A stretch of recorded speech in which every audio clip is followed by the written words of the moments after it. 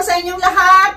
Andito na naman ako sa harap ninyo para magbigay na naman ng isang impormasyon na baka hindi nyo pa nalalaman. Pero bago ko simulan, humihiling lang po ako ng kaunting pabor na i-subscribe ang maliit na channel ni Ate Stella ninyo. Guys, huwag na tayong paligoy-ligoy pa, simulan na natin ang ating topic ngayon. Ang topic natin ngayon ay nanggaling sa ating isang subscriber. Narito po ang kanyang katanungan. Madam, itanong ko lang po kung kapag kumain ba ng sibuyas at bawang bago makipagtalik ay magkaroon ba ng amoy ang aking tamod? So yan po ang kanyang katanungan guys, kung magkaroon ba ng amoy ang kanyang similya kapag kumain siya ng sibuyas o bawang bago makipagtalik. Ang sagot po dyan ayon sa aking pag-research ay yes po. Maaaring magkaroon ng amoy ang similya ng lalaki at ang katas ng babae pagkatapos kumain ng bawang o sibuyas bago makipagtalik. Ang mga pagkain tulad ng bawang at sibuyas ay may malakas na compounds tulad ng allicin na maaaring ma-absorb ng katawan at dumaan sa iba't ibang sistema nito sa katawan, kasama na ang reproductive system na tinatawag. Yun na nga, doon na nga sa ibaba o doon sa similya, no? Kaya ang mga likido ng katawan, kabilang ang similya at ang vaginal secretions na tinatawag, ay magkaroon ng kakaibang amoy. So ang ibig sabihin, bago makipagtalik, kapag kumain ng sibuyas at bawang, maaari pong ito ay maaamoy doon sa mga likido na lumalabas doon sa tamod o sa similya ng lalaki kahit sa babae, dahil sa napakalakas po nitong ang compounds na tinatawag sa tulad ng allicin. Dahil may allicin po yung bawang at saka yung sibuyas. Kaya yun, kapag kumain tayo, hindi lang po doon sa ibaba guys, pati po sa bibig, magiging bad breath tayo kapag bago makipagtalik, kumain tayo ng bawang at sibuyas. Ay nako, sinasabi ko na guys, dito sa Japan, ayaw ng mga kalalakihan minsan na ang babae pag gusto nilang kadate ay kumain ng sibuyas o bawang. Aywan ko ba? Pero sa atin, sarap na sarap tayo, Pero wag na wag, kasi nga kapag meron tayong labanan o makipagsiping tayo, talagang napaka-close niyong dalawa Kaya maamoy talaga. At hindi lang yan.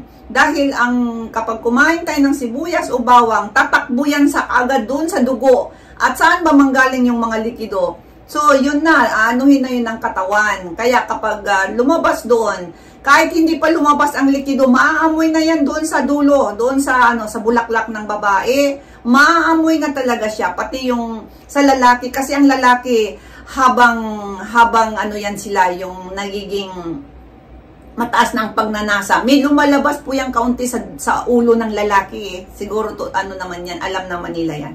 May amoy na yon, mag-aamoy na yun bawang, sibuyas. Kaya minsan, hindi lang natin alam bakit kaya yung girlfriend ko, bakit hiniwalayan ako sa unang date pa lang, ay baka naman yun ang dahilan. At saka pwede rin baliktad. Bakit hiniwalayan ako ng boyfriend ko? Malay mo, kumain ka ng bawang sibuyas, tapos kinain yung kinain yung bulaklak mo o tahong mo, naamoy na doon. Kaya yun, merong mga mangyayaring discouragement, na yun na nga, kapag hindi natin tiningnan kung ano yung kinakain natin bago tayo makipag-kissing o makipaghalikan.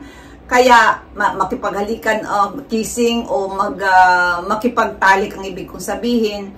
Kaya kung kakain po tayo ng sibuyas at saka bawang, tapos meron tayong balak na makipagsiping, kailangan mga 3 days before. Kasi kahit 24 hours, maaamoy pa rin yan. Malakas nga, sinabi ko na sa inyo, malakas ang bawang at sibuyas. Kaya kung okay lang kung sa mag-asawa siguro, magtagalan. Kung bago pa lang kayo ng kasintahan mo, bago pa lang kayo, nako, baka sa susunod hindi na kayo magkikita kapag ginawa natin.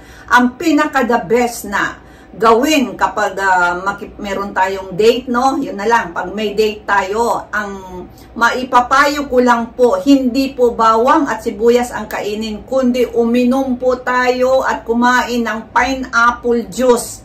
ito po ang ating inumin o kahit anong klase, basta pineapple juice, no?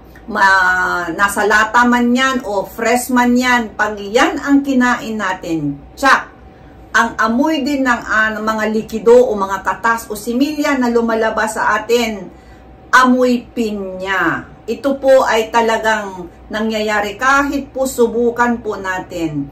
Kaya kung may balak po tayo, yan po ang kainin natin. Pinya, uminom po tayo ng pineapple juice at mangangamoy tamis talaga. Yan lang po ang masasabi ko.